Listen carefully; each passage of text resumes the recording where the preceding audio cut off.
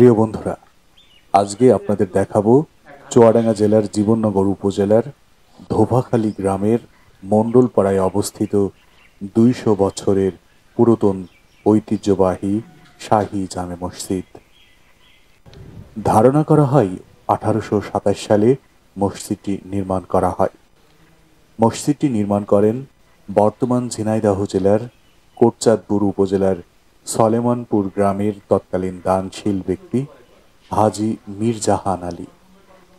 স্থানীয়রা জানান, হাজী মীরজাহান আলী তৎকালীন সময়ে ধোপাখালী গ্রামে আত্মীয় বাড়িতে বেড়াতে এসে এই গ্রামের ধর্মপ্রাণ মুসলমানদের ইবাদত বন্দিগি করার জন্য কলকাতা থেকে রাজমিস্ত্রি নিয়ে এসে ৫ শতক জমির উপর এই ৩ গম্বুজ বিশিষ্ট মসজিদটি নির্মাণ করেন। মূল মসজিদের মধ্যে একসাথে ১৮ জন মানুষ ২ কাতারে নামাজ আদায় করতে পারেন। প্রায় ৩০ ইঞ্চি চওড়া দেওয়াল, ইট, চুন, সুরকি দিয়ে তৈরি এই মসজিদটি জীবননগর উপজেলার সবচেয়ে পুরাতন মসজিদ হিসাবেও পরিচিত। চলুন ধোপাখালী শাহী জামে মসজিদ সম্পর্কে আরও বিস্তারিত জেনে নিই স্থানীয়দের কাছ থেকে। আপনি কি জানেন আমাদের একটু বলেন। কিন্তু অনেক আগের বিষয় আমরা যেটা শুনছি আর কি। তো এই কোটচাঁদপুর উপজেলার সলেমানপুর গ্রামের একজন দানশীল ব্যক্তি হাজী মীরজাহান আলী, উনি এটা একক চেষ্টায় বা একক অর্থায়নে এটা উনি নির্মাণ করে দিয়ে গিয়েছিলেন আমাদের। ওনার সাথে আমাদের ফ্যামিলির একটা পারিবারিক একটা সম্পর্ক ছিল, আত্মীয়তা ছিল। সেই সূত্রে উনি এইখানে এসে জায়গা নির্ধারণ করে এটা করে দিয়ে গিয়েছিলেন। তো এইখানে ৫ শতাংশ জমির উপরে মসজিদটা নির্মিত। এই জমির দাতা, এই মসজিদ জমির দাতা মৃত আপেল আলী মণ্ডল আর আজগার আলী মণ্ডল, ওনারা ২ ভাই। ওনারা এই জমিটা দান করছিলেন মসজিদের নির্মাণের জন্য। এবং সেই থেকেই আমরা এটাই শুনে আসছি এবং আমরা আমাদের আমরা দেখে আসছি বা আমাদের মহল্লায় এটা নির্মিত। হ্যাঁ, সালটা সম্ভবত ১৮১৭-১৮ হবে। আচ্ছা, এই মসজিদের অবকাঠামো সম্পর্কে একটু বলেন। যখন আপনার এখন তো দেখছি অনেক সংস্কার করা হয়েছে। হ্যাঁ, পরবর্তীতে সংস্কার করা হয়েছে বা অনেক ওই চুনসুরকি এগুলো নষ্ট হয়ে গেছে, বিনষ্ট হয়েছে, তারপরে তার পরিপ্রেক্ষিতে এটা করা হয়েছে। তো মূলত এটা ইট, সেই আমলের ইট এবং চুন আর সুরকি বলে যেটা যেটা আপনার ওই ইটের যে ছোট অংশ যেটা সুরকি বলে, ওইটার সাথে চুন দিয়ে মিশিয়ে এইটা করা, ঢালাই করা। আমাদের একটু দেখান সে আগের অবকাঠামো এখন আছে কিনা একটু। আগের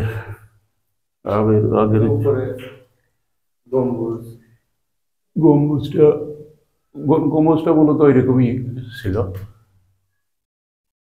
আর পরবর্তীতে আপনাদের নিজস্ব গ্রামবাসীর অর্থ, তারপরে কিছু সিমেন্টের কাজ এগুলো করা হয়েছে, সামনেটা এক্সটেনশন হয়েছে। আচ্ছা, সরকারি কিছু অনুদান আছে এখানে। এখন কি এটা দ্বিতীয় তলা বিশিষ্ট?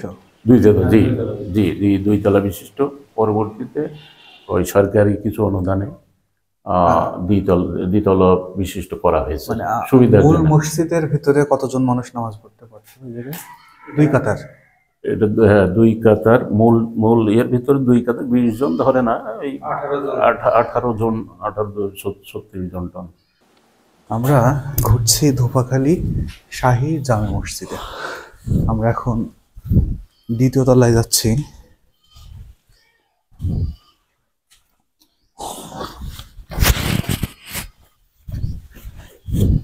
আজ থেকে ২০০ বছর আগে নির্মিত এই মসজিদটি সীমিত জায়গার মধ্যেও কিন্তু এখন অনেক মানুষই নামাজ পড়তে পারে।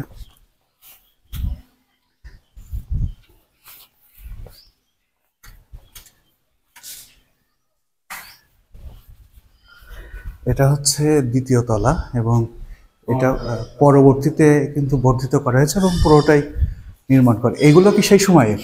জি, ওইগুলো ওই এখন তৈরি করা সেই মূল অবকাঠামোর একটি অংশ।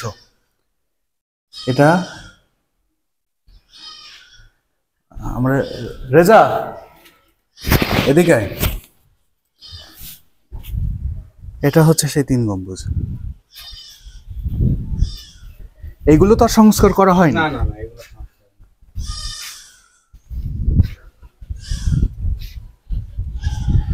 তাহলে আমরা এখন দাঁড়িয়ে আছি মসজিদের যে মূল অবকাঠামো সেটা, এই ছাদ আগে আগের।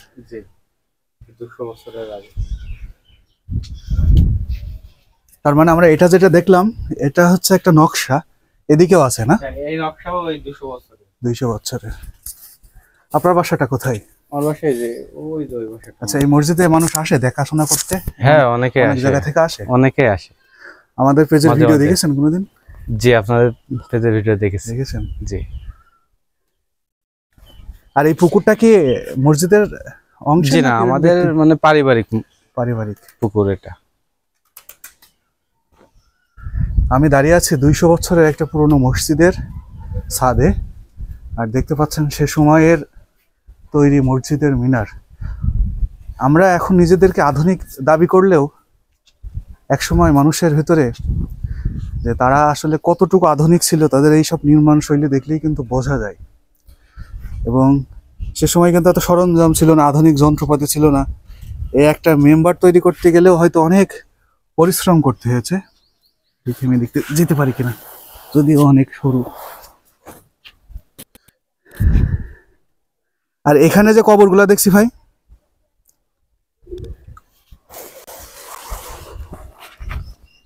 জি ভাই। এই কবরগুলা কি পরবর্তীতে ইয়ে করা? জি কবর হলো এখানে যে দান জমিদাতার কবর আছে। কোনটা এটা? এখানে কি চিহ্ন আছে তার? হ্যাঁ এই যে একদম প্রথমটা, এই প্রথমটা। জি জি এটা হচ্ছে জমিদাতার কবর, আর ওনারই পারিবারিক ভাবে। হ্যাঁ, উনারই পারিবারিক। আচ্ছা, এখানে 1 2 3 আর 4 ওই যে কবরটা 5 পাকা করা ওইটা হলো এক বাচ্চার। বাচ্চার কবর। জি। ওইটা কি এই পুকুরে ডুবে মারা গেছিল। এই পুকুরে ডুবে মারা গেছিল, এখানে সমাধি করা।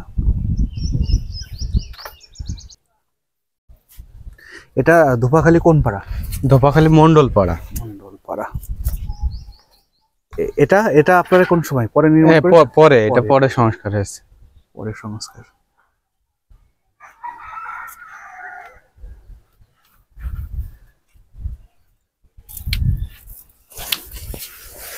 এই দিকে যাওয়া খুব কষ্ট। এই যে আমার মতো একটা মানুষ এই ছোট্ট এদিক তো যাইতে পারবো না, সরি।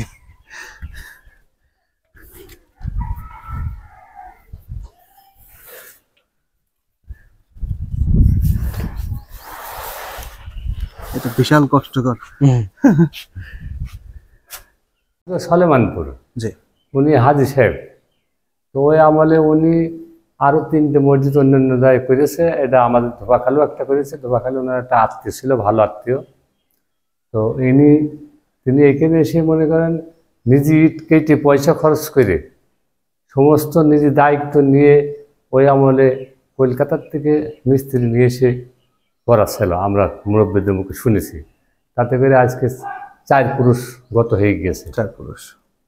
এখন মনে করেন সেই সময় শালটা দেওয়া ছিল না, তো লেখাপড়ার ইয়ে ছিল না। পরে আমরা ওই মুরব্বীদের ইয়ে ধরে আমাদের এই হিসাব করি। একটা আনুমানিক 200 বছর হিসাব করা যায়, 200 বেশি ছাড়া কম হবে না, এটা আমরা জানি। আচ্ছা, এখানে কি বিভিন্ন জায়গা থেকে মানুষ আসে দেখতে? আসে, অনেক সাংবাদিক আসে, অনেক লোক দেখতে আসে, অনেক স্মৃতি আসে। এর আগে একটা নারকেল গাছ ছিল, ওই ছবিতেও আমরা দেখেছি, টাকার ছবিতে নারকেল গাছটা সহ মসজিদ সহটা। এটা হ্যাঁ আগে দেখেছি, কিন্তু এখন সেটা নেই। আচ্ছা, এই মসজিদের অন্য কোনো স্মৃতি আছে? অন্য কোনো স্মৃতি আছে? জমি আছে, মসজিদের নামে 7 বিঘে জমি আছে এখানে। একটা আমাদের এই এলাকার মানুষই দিয়েছে মসজিদের নামে। তাতে কিছু আয় হয়, বুঝেছেন? সেটা দিয়ে ধর্মের পয়সা দিয়ে ইমাম সাহেবের বেতন হয়।